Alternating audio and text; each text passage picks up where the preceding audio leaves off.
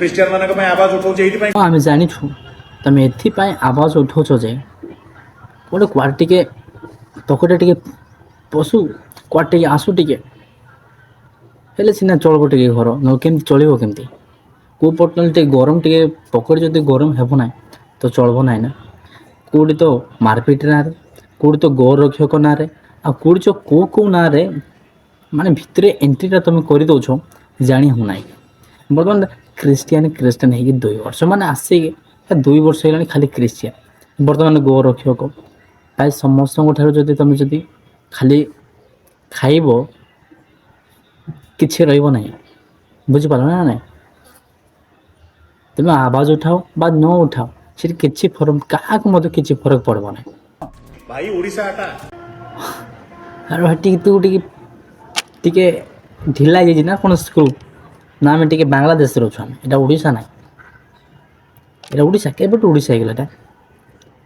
ମୁଁ ତ ବାଂଲାଦେଶରେ ରହୁଥିଲି, ଏବେ ବାଂଲାଦେଶର ନା କ'ଣ ଓଡ଼ିଶା ବୋଲି ହେଇଗଲା ନା କ'ଣ? ଆମେ ଜନ୍ମରୁ ଓଡ଼ିଶା ଅଛୁ, ତମେ କହିଲେ ଏଇଟା ଓଡ଼ିଶା ବୋଲି କହିଲେ ଆମେ ଜାଣିବୁ ନାହିଁ।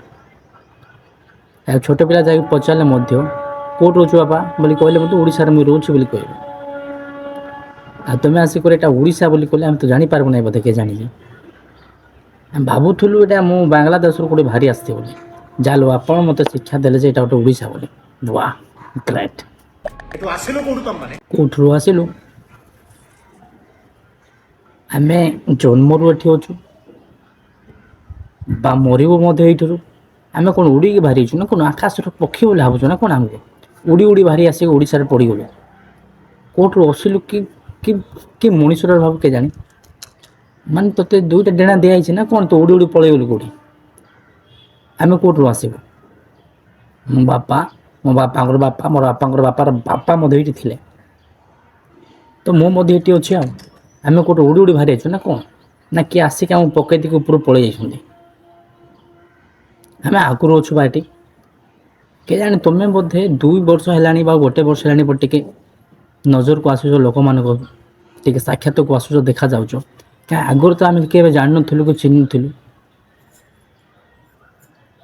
କିଛି ମଧ୍ୟ ନଥିଲା ତୁମର କିଛି ନା ଗନ୍ଧ ମଧ୍ୟ କିଛି ନଥିଲା। କିଏ ତମେ ମାନେ ବା କୋଉଠୁ କରିଦବ? ଆରେ ୟାର କି ଅଜବ ଲୋକଟା ଭାବୁ।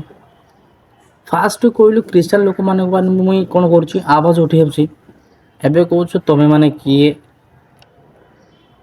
ନା ଆମେ ମାନେ ସୈନିକ ମାନେ ଆମେ।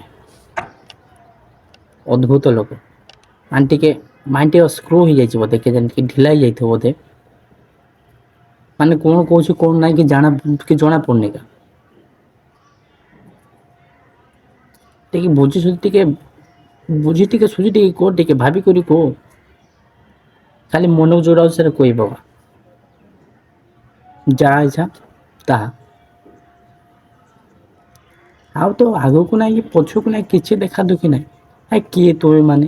କେଉଁଠୁ ଆସିଲ? କ'ଣ ପାଇଁ ଆସିଲ? ଭାଇ ଆମର ଏତେ ଚିନ୍ତା କ'ଣ ପାଇଁ? ଆମେ କ'ଣ ପାଇଁ ଆସିଲୁ କ'ଣ ପାଇଁ ନାହିଁ, ଆଉ କ'ଣ କରିବୁ, ଆଉ କେମିତି ରହିବୁ, ଆଉ କେମିତି ଖାଇବୁ? ଆମେ ଖାଇବା ପାଇଁ ଜାଣିନାହିଁ, ଆସ ତୁମେ ଖୁଆଇ ଦିଅ ଟିକେ। ଆମେ କେଉଁଠୁ ଆସିଲୁ ସେଇଟା ମୋତେ ଜଣା ନାହିଁ, ଆମକୁ ଟିକେ ଶିଖେଇ ଦେଇ ଆସ। ଗୋଟେ ଦିନ ଠାକୁରଙ୍କୁ ଡାକ, ଗୋଟେ ଦିନ ଠାକୁରକୁ? ନା ଆମେ ଠାକୁର ତ ଡାକି ପାରିବୁ ନାହିଁ, ବଟ୍ ଈଶ୍ୱରଙ୍କୁ ପରମେଶ୍ୱରଙ୍କୁ ଡାକିପାରିବୁ। ବଟ୍ କ'ଣ ପାଇଁ ଡାକିବୁ? ଗୋଟେ ଦିନ ଆମେ କ'ଣ ପାଇଁ ଡାକିବୁ?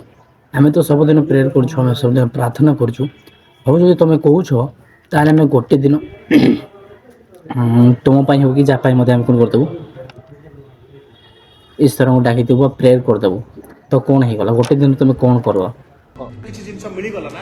ହଁ ଭାଇ, ଆମେ ପ୍ରେୟର କରିବୁ ଆମ ନିମନ୍ତେ। ଆମେ ପ୍ରେୟର କରୁ, ତୋର ଯଦି ଫାଇଦା ହେଉଛି ଆମେ କି ପାଇଁ ପ୍ରେୟର କରିଯିବୁ? ମାନେ ତୋତେ କ'ଣ ମିଳିଯାଉ ବୋଲି ଆମେ ପ୍ରେୟର କରିବୁ କି? ଭଲ ଆଜ୍ଞା, ଚାଲାକି ଭଲ ଅଛି। ଯଦି ଆମେ ପ୍ରେୟର କରିଦେବୁ ତୋତେ କ'ଣ ମିଳିଯିବ, ଯଦି ତୁ କ'ଣ ମଧ୍ୟ ମିଳିଯାଉ, ତ ତୁ ସେଟା ପାଇଲା ପରେ କ'ଣ କରିବୁ? ତ ଆମେ ପ୍ରେୟର କଲୁ ବା ପ୍ରାର୍ଥନା କଲା ପରେ ଯଦି ଯେଉଁ ବିଷୟ ତୁ ମାଗିବା ପାଇଁ ଚାହୁଁଛୁ, ଯଦି ଆମେ ପ୍ରାର୍ଥନା କଲା ପରେ ସେ ଜିନିଷ ମିଳିଗଲା, ତୁ କ'ଣ କରିବୁ ସେ ନେଇକରି କହ? ଗୋଟେ ଦିନରେ ମୁଁ ଚର୍ଚ୍ଚ ସଫା କରିଦେବି।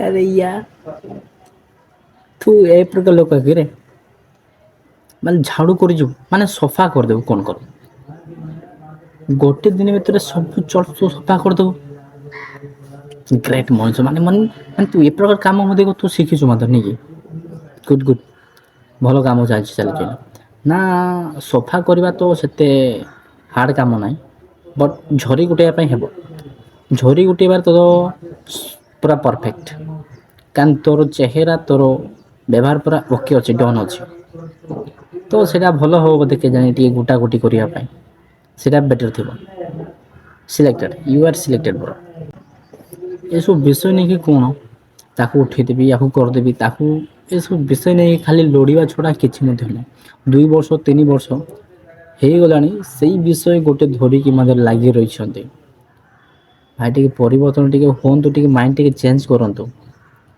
ଯଦି ଏବେ ଯଦି ଚେଞ୍ଜ କରିପାରିବେ ନାହିଁ ଆଉ କେହି ମଧ୍ୟ ଚେଞ୍ଜ କରିପାରିବେ ନାହିଁ ଆଉ ଯଦି କେତେ ଦିନ ଏ ଦୁନିଆରେ ଆମେ କେତେ ଦିନ ରହିବା ବେଶୀ ଦିନ ମଧ୍ୟ ରହିପାରିବା ନା ତ ସମସ୍ତଙ୍କୁ ଆମେ କ'ଣ କରିବା ମିଶିକି ରହିବା ଆମେ କାହା ସହ ଝଗଡ଼ା ହେଇକି କିଛି ପାଉଛୁ ମାନେ ସେଇଟା ପାଇବା ସଦୃଶ ନଥିବ ଆପଣ ଯେ ଏବେ ଏବେ ଯେଉଁଟା ତୁମେ ଆପଣମାନେ କରୁଛନ୍ତି ତାଙ୍କ ବିରୁଦ୍ଧରେ ଆଙ୍କ ବିରୁଦ୍ଧରେ ଆବାଜ ଉଠାଉଛନ୍ତି ପରେ ସେ ଲୋକମାନେ ଆପଣଙ୍କୁ କ'ଣ କରିବେ ଲାଥ ମାରିବେ